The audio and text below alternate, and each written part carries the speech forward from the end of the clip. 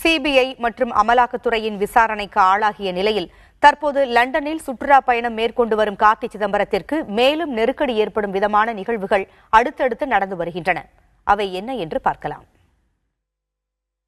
நீங்கள் பார்க்கும் இந்த பெண்மணியின் பெயர் இந்திராணி முகர்ஜி.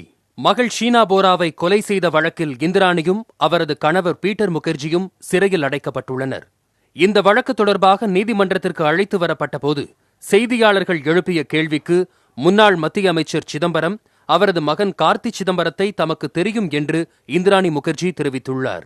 ஆனால் தற்போது போடப்பட்ட வழக்கு என்பது முதலீடுகள் தொடர்பானது என்றும் கூடுதல் தகவல் தெரியாது என்றும் இந்திராணி சமாளித்துள்ளார். இந்திராணியின் இந்த பேச்சு சிபிஐ விசாரணைக்கு மேலும் வலுக்கூட்டியுள்ளது. விரைவில் இந்திராணியை காவலில் எடுத்து விசாரணை நடத்த திட்டம் வகுத்துள்ளதாக சிபிஐ அதிகாரிகள் தெரிவித்துள்ளனர். அதேபோல் கார்த்தி சிதம்பரம் எப்போது நாடு திரும்புவார் என்பது தொடர்பாக அவரது குடும்பத்தாரிடம் சிபிஐ விசாரணை நடத்தியுள்ளனர்.